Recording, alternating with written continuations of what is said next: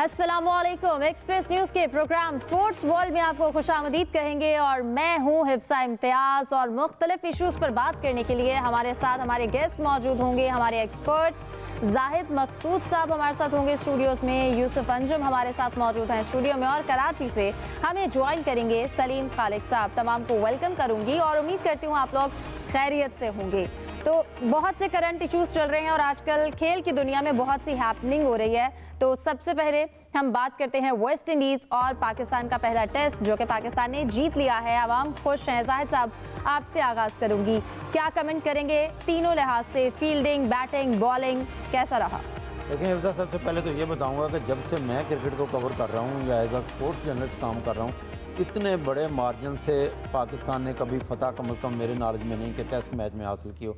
सिर्फ 2 दिन में मैच ख़त्म हो गया। तीसरे दिन में इसलिए गया क्योंकि पहले दिन आपको याद होगा बारिश हो गई थी, मौसम ख़राब था, बारिश नहीं हुई, फोग की वजह से मैच लेट शुरू हुआ। लंच के बाद टॉस हुआ और आधा दिन तो पहले ही ज़ाया हो गया और तीसरे दिन 2 बजे मैच ख़त्म हो गया था। सारी विकटें सारी जो है स्पिनर्स ने ली। नोमान, साजिद और इब्रार उस मैच में छाए रहे। यूँ कहिए कि 1 साइडेड मैच था और तवक्को भी ये की जा रही थी क्योंकि वेस्ट इंडीज़ की टीम बहुत कम तजर्बा है उनका। क्रैक ब्रैथवेट जो उनके कैप्टन है उनका तजर्बा है, बाकी उनके नए खिलाड़ी हैं।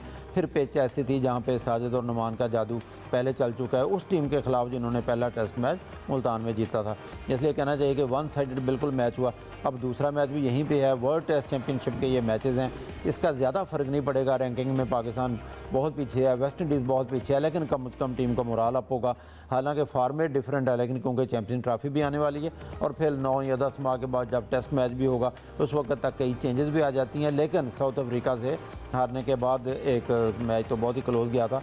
यहाँ पर आने के बाद पाकिस्तानी स्पिनर्स पे पाकिस्तान ने इन्हिसार किया और पाकिस्तान ने एक वाज़े मार्जिन से वेस्ट इंडीज़ की टीम के खिलाफ फतह हासिल की है। सही। यूसुफ साहब, हमने देखा मैच जो है वो काफ़ी इंटरेस्टिंग रहा और इसके साथ साथ जो स्टंप माइक से हमने जो कमेंट सुने, काफ़ी लाइटर नोट पे ये मैच जो है वो चला। क्या कहेंगे?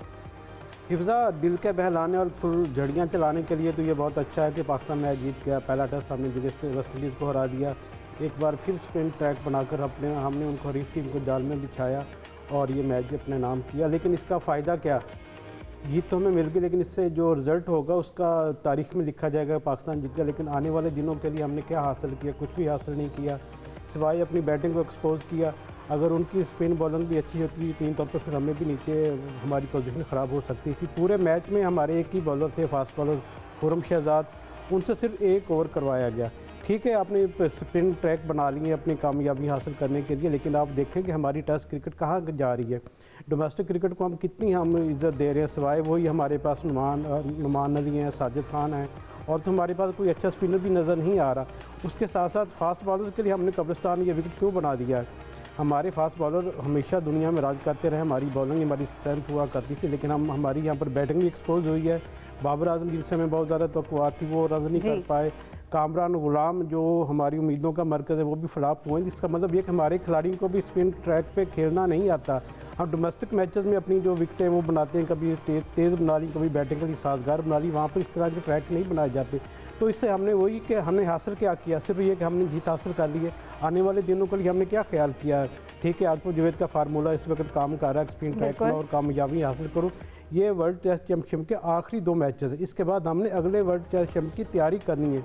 होना तो यही चाहिए था कि यहाँ पर स्पिन ट्रैक की बनाए साजगार विकेट तैयार किया जाता है, यहाँ पर बैटिंग के लिए भी अच्छे उनको खेलने। लेकिन यूसुफ साहब, होम ग्राउंड का यही फ़ायदा होता है, आप अगली टीम के लिहाज से और अपने लिहाज से आप विकेट को बनाते हैं। अगर स्पिन ट्रैक था भी तो पाकिस्तान ने जीता बॉलिंग में। अब जाहिद साहब, मुझे लगता है वेस्ट इंडीज़ के कप्तान को भी बहुत एतराज़ था, यूसुफ साहब को भी थोड़ा सा है कि पिच अच्छी होनी चाहिए थी, तो जो स्पिन ट्रैक को काफ़ी इशू बनाया हुआ है, आप इस पर क्या कहेंगे? देखिए, मुझे कोई एतराज़ नहीं है। वर्ल्ड टेस्ट मुझे भी कोई एतराज़ नहीं है। वर्ल्ड टेस्ट चैम्पियनशिप का नेक्स्ट सर्कल शुरू होगा। अगर 8 मैच भी टेस्ट पाकिस्तान को मिलते हैं होम सीरीज़ में, जैसे रिजवान ने पहले दिन प्रेस कॉन्फ्रेंस में कहा था कि हमने तो होम एडवांटेज कभी लिया ही नहीं, क्योंकि पाकिस्तान के मैच न्यूट्रल वेन्यू पे होते रहे, वहाँ पिचेज़ ऐसी बनती नहीं थी। हर मुल्क ऐसे लगता है, जब हम ऑस्ट्रेलिया जाते हैं तो वो स्पिन विकेट नहीं बनाता, उनके फास्ट बॉलर्स हैं। अब फास्ट बॉलर्स हमारी उतनी ताकत नहीं है। मोहम्मद अब्बास नो डाउट, हाँ मुझे सिर्फ इतना है, ये जो टीम थी पाकिस्तान 1 साइडेड जीता है। इब्रार की जगह अगर किसी फास्ट बॉलर को शामिल कर लेते हैं, उनकी प्रैक्टिस भी होती, नए जो बॉलर्स आते हैं उनका हौसला भी होता, क्योंकि हमें पता था साजिद और नुमान पाकिस्तान की जीत में अहम किरदार आकर रह गए, जैसा उन्होंने किरदार अदा भी किया है। इब्रार ने अच्छी बॉलिंग की है, लेकिन इब्रार ने क्योंकि वाइड बॉल में बहुत अच्छी बॉलिंग की है, लगता है ऐसा था जैसे दुनिया भर में मुख्तलिफ जो बॉलर्स हैं उनको महदूद कर दिया गया है। कोई रेड बॉल तक महदूद है, कोई वाइड बॉल तक महदूद है। तो वाइड बॉल में इब्रार बहुत अच्छी बॉलिंग करते हैं, उनकी जगह एक फास्ट बॉलर को शामिल किया जा सकता था। बिल्कुल। सलीम साहब, आप क्या कहेंगे वेस्ट इंडीज़ के साथ जो पहला टेस्ट रहा हमारा और फिर स्पिन ट्रैक की हमने बात की। यूसुफ साहब, हम बात कर रहे थे, जैसा कि मैंने पहले भी आपसे कहा, जो स्टैम्प माइक है हम उसको इससे पहले जो था जिस मकसद के लिए होता था, इस बार जो उसके अंदर गुफ्तगू होती है वो हमने सुनी और मैच में काफ़ी लाइटर नोट में बातें होती रहीं, जो कि एक अच्छा भी है। आपसे इस पर कमेंट लेना चाहूँगी। देखें हिफ्ज़ा, इस तरह की चीज़ें पहले भी होती रही, लेकिन इस बार क्योंकि जो स्टम्प माइक्स उनकी आवाज़ ज़्यादा रखी गई है ताकि लोग भी उससे एंटरटेन हो सकें। और जैसा कि जब सिंक्लेयर के बैटिंग के लिए आए तो उस वक्त हमारे जो कप्तान रिजवान, उन्होंने कहा कि वेलकम टू ग्रेवयार्ड, यानी कि ऐसी विकेट जहाँ पर जिसको खुद हमारा कप्तान कब्रिस्तान कह रहा है, तो उस पर उनके लिए खेलना यकीनी तौर पर एक चैलेंज था। उन्होंने उसका मुस्कुराकर जवाब दी। इस तरह की बातें अमूमन देखने को मिलती हैं, लेकिन ये कोई अच्छी बात नहीं है कि वहाँ जो स्टम्प्स की माइक हैं वो आप उस पर सुन पाएँ। बहुत सी बातें ऐसी होती हैं जो कीमत अमली शेयर की जाती है वहाँ पर, उस तरह की माइक की मेरे ख्याल में अगर आवाज़ बंद ही रहे तो ज़्यादा अच्छा है। इससे ये होगा कि जो एक वहाँ पर मैच में गर्मा गर्मी होती है वो भी ज़रा नॉर्मल टेम्परेचर होगा उसका, और लोगों को भी इतना ज़्यादा बुरा नहीं लगेगा। तो जहाँ चलिए, आवाम महजूज हुए इन कमेंट से। हम अब अगर अपने अगले टॉपिक को टच करते हैं क्योंकि टाइम बहुत कम होता है। जाहिद साहब, मैं आपकी जानिब आना चाहूँगी। अब इंडिया की जानिब से भी टीम का ऐलान कर दिया गया है, और आप क्या कहेंगे, क्या शाहीन यहाँ पर भी पीछे ही रहेंगे? और यही चीज़ हमें मुनफरिद रखती है बाकी लोगों से। देखिए, पाकिस्तान में क्योंकि ट्राई सीरीज़ हो रही है अफजा, और साउथ अफ्रीका और न्यूजीलैंड के साथ मैचेस हैं। एक साइम अयूब का था कि वो फिट होते हैं या नहीं होते। लगता है ऐसा है कि पीसीबी ने इसलिए ताख़ीर की और इन मैचों में आजमाना चाहते हैं अपने मुख्तलिफ कम्बिनेशन को।